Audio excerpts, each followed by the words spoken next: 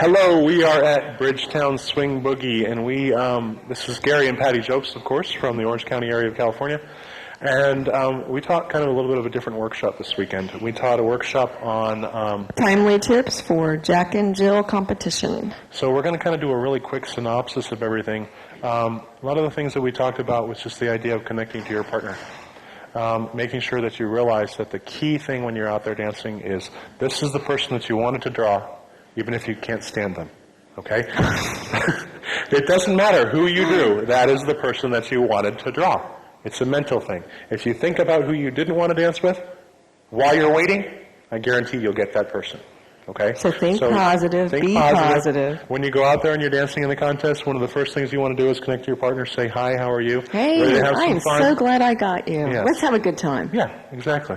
So you want to make sure that you stay connected. Now, as far as the judging concepts, we're talking about timing, technique, teamwork. The three T's. Yes, the three T's. Making sure with timing that you're staying on time with the beat of the music. You're dancing on the downbeat, not on the upbeat. That you're dancing with the body and your partner on time with the beat. We don't want to be stepping on the beat but our body being late. Things like that we want to try to stay away from if possible. Technique. We're going to hopefully look for a good, clean execution of basic patterns in novice, a little bit more fancy stuff in intermediate, and then you start getting away with more stuff in advanced. But we still look for good technique. We start looking for more presentation stuff and more contrast and things like that in the upper divisions than we do in the lower divisions. And variety. And variety also. Now we talk about teamwork. Teamwork, a lot of it is right here.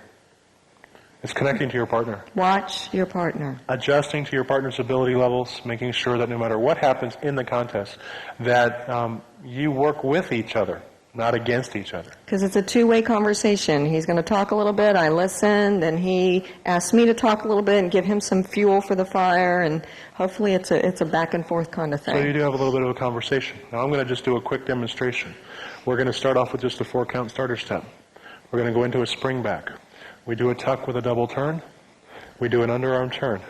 From the underarm turn, we do a hand change. We do a right side pass with an invitation to play. We're saying, okay, if you want to play, you can. From there, we lead her into a whip or a cutoff or something like that, hit it open. What we've just found out with those patterns is, number one, does she spin? Number two, does she carry on a conversation inside the pattern as far as on that right side pass? Does she play? Does she connect to me? Does she listen? If I hit an open break, does she stay there until I lead her in? Now, what you just found out in about 6 patterns is all you need to know to dance with your partner for the whole dance. If you lead a double turn and she doesn't do good turns, then you better not be doing a lot of double turns.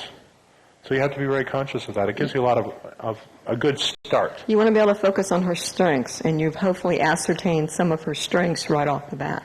Absolutely. Okay?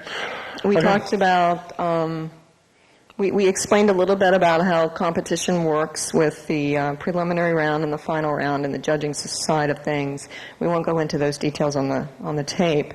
But we also touched base on clothing and stuff, because believe it or not, that's important to competitors. Yes. We talked about not wearing blue jeans, wear dress pants, wear hopefully flared leg dress pants with a little bit of volume to them. If you have a kippy belt, yay, put it on, Nice pressed shirt. Make sure you wear an undershirt underneath it, guys. And if you're going to be dancing and warming up, guys, put your numbers on your back. Put it on your butt. Ladies, do not definitely put it on your butt. Don't put it on your back, because that's where he's going to be connecting. And ladies, I advise making sure you've test-driven jewelry, necklaces. If anything's going to be flying around your neck, don't wear it. It's best to not have it on. Make sure you, if you wear a skirt, that you cover everything underneath it, okay? And I typically like to test drive my outfits too, make sure the straps aren't going to be coming off my shoulder, and just little things like that. Make sure whatever you have on, you feel really comfortable and good about yourself, because your dancing will exude that confidence. Yeah, and for the guys, it's really important that you make sure that if you're going to be in the ballroom, you're going to be warming up, wear a t-shirt or something when you're warming up, and then go change your shirt just before the contest, so that you're nice and dry when you're out there dancing. Because the last thing we look out there as a judge walking out there and seeing a guy walk out there with the whole back of his shirt already drenched. And all the women are going like, and this might be the best dancer on the floor, but all the women are going, they don't even want to touch it. So we want to be really careful of that, okay? And we talked about having fun, connecting to Period. your partner and having a good time. That's the most important thing. Smiling, relaxes, and just has a good time. The illusion of fun. Whether you're having fun or not, remember that we are dancers and we're also partially actors. So no matter what we do, no matter who we draw, that's who we wanted to draw. No matter what we do, it's exactly what we had planned. And remember that competition is a hit and miss kind of thing. You know, you might be Especially just Jack and Jones. really on and having a fabulous dance, and you didn't make the cut, and you really don't know why. Please don't stop dancing. It's just that one moment, that one time. It does not reflect on you, who you are as a human being or who you are as a dancer. Absolutely. Okay, maybe you'll hit the jackpot next time. So, Okay, once again, we're Gary and Patty Jobst from Orange County, California. We can be reached at 714-530-3870 or Swing Jobst, that is SWINGJOBST at AOL.com. Thank you very much. bye-bye.